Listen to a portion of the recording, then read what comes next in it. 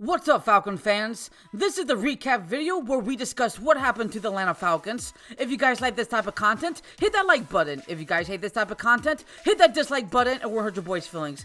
Well, maybe it's a little bit. But also, if you want to do a huge favor for your boy, by hitting that subscribe button, it will help the empire grow. So on that note, let's talk about the good, the bad, and the Falcons. Let's start out with the good. Arthur Smith sticking with the run game no matter what the situation was. You have to use your bread and butter, and that's ground and pound the ball no matter what's going on. Even though if we weren't averaging, 4 to 5 points per carry, you still stick with it with Bijan, with Tyler, CP, and Desmond Ridder. Yes, I would love if the Falcons, rushing tag had over 150 plus to 200 rushing yards this entire game, because we were facing a top rank dead last stopping the run defense. But even still, I like that Arthur Smith just stuck it no matter what the situation was. So good job on him and his demeanor. Now, when it comes to the defense side of the ball, we have to give credit where credit's due. The corners did an excellent job in covering all of the Jets wide receiver weapons. Jesse Bates III got an interception. Great job on him, his awareness. Bud Dupree, 2 sacks day. Richie Grant made a couple of great plays of tackles and make sure incomplete passions or receptions. And then, Arnold Epicadi with a sack and a fumble. Everybody did such a great job on defense and making sure that their guys weren't getting wide open as often, and sticky man coverage. Excellent job on, Ryan Nielsen to make sure that all of the Atlanta Falcons were all over the place and swarming at the football when it was released on the passing game, and especially on the running game, the stopping them, and good job on that. And then, of course, Garrett Wilson, he was targeted, I think, like 7 times, only caught like 3 receptions for less than 50 yards. That's an impeccable defeat, because we know he can get over 100 yards and touchdowns easily with his speed, and we shut him down completely. Now, of course, we didn't do it for the other guy, Gibson, 5 receptions for 77 yards, but besides that, I thought everybody did a pretty good job. So now let's talk about the bad. I have been noticing this a lot recently, that Jeff Okudah is kind of being picked on by the other teams, especially the quarterbacks like to throw it towards him, and a lot of times he just doesn't look good, he doesn't look comfortable, he doesn't look like he knows what he's doing when he's targeting his guy in press or in zone where he's supposed to get help, but he doesn't realize he doesn't, and so that's on him. Even though, I'm going to give him the benefit of the doubt, because he came back from an injury when he was playing with the Lions in practice and preseason. He got nicked up.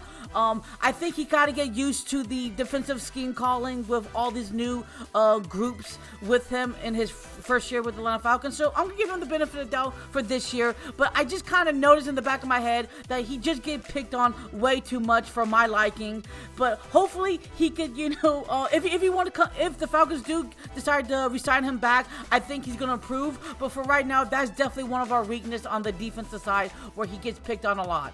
So let's talk about the offense side of the ball, because that's something very interesting for me to realize, that they struggled in the run game, especially when it comes to the outside zones. Now, the inside zones, we did a little bit better, but those outside zones, the linebackers and the front 7 guys were just getting to the second level and really causing panic when it comes to our offensive line unit. Now, besides Chris Lindstrom, everybody else was just really having a tough time, and that's okay, because and a lot of times when you're playing 17 games, you're going to have games where you dominate, and then there's going to be some games that you're going to just kind of be lacking a little bit, because remember, they're not robots, they're humans, and sometimes we're going to have bad games. But boy, it was really bad, especially when it comes to the passing game, where they didn't help Desmond Ridder out at all. He was getting pressured way too much. He was getting uncomfortable inside of the pocket and outside the pocket when the pocket was collapsing more than to my liking. He did get 1 touchdown, no interceptions, so we have to give him credit where credit's due, because he was facing a top 5 secondary unit when it comes to the NFL. So Good job on that. And now, if you want to play the blame game, we can blame a little bit on Desmond Ridder for holding the ball a little bit too long. But besides that, I can't really front him for him trying to get the ball out to Drake London. It was hard for Drake London to even get, wide open coverage. And there were a couple of times he did the deep shot, and I thought they were really good. But unfortunately, there was a lot of Jets defenders surrounding him. It feels like on every single snap that he was just getting throttled. Now, I will give him credit because it is kind of amazing to think about that. He had 27 attempts and only completed 12 of those for 121, and of course with 1 touchdown and 0 interceptions.